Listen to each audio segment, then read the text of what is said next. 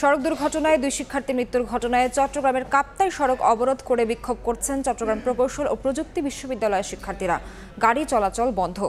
এই মুহূর্তে সেখানে আছেন রিপোর্টার পার্থপ্রতিম বিশ্বাস, সরাসরি যাচ্ছে তার কাছে। কে উপেক্ষা করে চট্টগ্রাম প্রকৌশল ও প্রযুক্তি বিশ্ববিদ্যালয় চুয়েটে যে আন্দোলন সকালে শুরু হয়েছিল, এখন কিন্তু দুপুর গড়িয়ে বেলা হতে চললো এবং আমরা দেখছি এখনো পর্যন্ত কিন্তু সেই আন্দোলন চলছে এবং শিক্ষার্থীরা কিন্তু এখনো পর্যন্ত অবস্থান করছে চট্টগ্রাম প্রকৌশল ও প্রযুক্তি বিশ্ববিদ্যালয়ের সামনে। সেক্ষেত্রে যে প্রধান সড়কটি রয়েছে কাপ্তাই সড়ক, সেই কাপ্তাই সড়ক কিন্তু এখনো বন্ধ রয়েছে এবং যান চলাচল কিন্তু সেই সড়কে বন্ধ রয়েছে। এবং কিছুক্ষণ আগে আমরা দেখেছিলাম বিশ্ববিদ্যালয়ের উপাচার্য এখানে এসেছিলেন শিক্ষার্থীদের সাথে, তিনি তাদের যে দাবিগুলো রয়েছে সেই দাবির বিষয়ে কথা বলার বিষয়ে চেষ্টা করেছিলেন।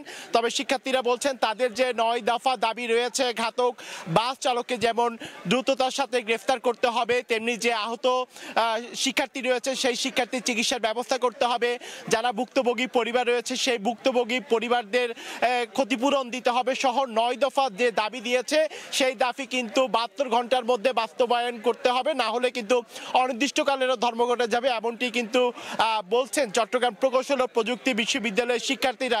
মূলত গতকাল বিকেল 3:30টায় কাপ্তাই সড়কে যে সড়ক দুর্ঘটনাটি হয়েছিল সেই সড়ক দুর্ঘটনায় চট্টগ্রাম প্রকৌশল ও প্রযুক্তি বিশ্ববিদ্যালয়ের 2 শিক্ষার্থী কিন্তু মারা গেছেন এবং আরো একজন শিক্ষার্থী কিন্তু গুরুতর আহত অবস্থায় চিকিৎসাধীন অবস্থায় রয়েছে। তো সেক্ষেত্রে বলা যায় এখনো পর্যন্ত কিন্তু প্রশাসনের সাথে বা শিক্ষার্থীদের সাথে সে বিষয়ে আমরা দেখছি এখনো পর্যন্ত কোনো ধরনের কথাবার্তা হয়নি এবং যে কাপ্তাই সড়কটি এখনো পর্যন্ত বন্ধ রয়েছে সেটিও কখন খুলে দেওয়া হবে সে বিষয়ে কিন্তু আমাদেরকে প্রশাসনের পক্ষ থেকে এখনো পর্যন্ত কোনো কিছু জানানো সম্ভব হয়নি। তো এই ছিল আমার কাছে এখনো পর্যন্ত চট্টগ্রাম প্রকৌশল ও প্রযুক্তি বিশ্ববিদ্যালয় থেকে এখানকার সর্বশেষ খবর।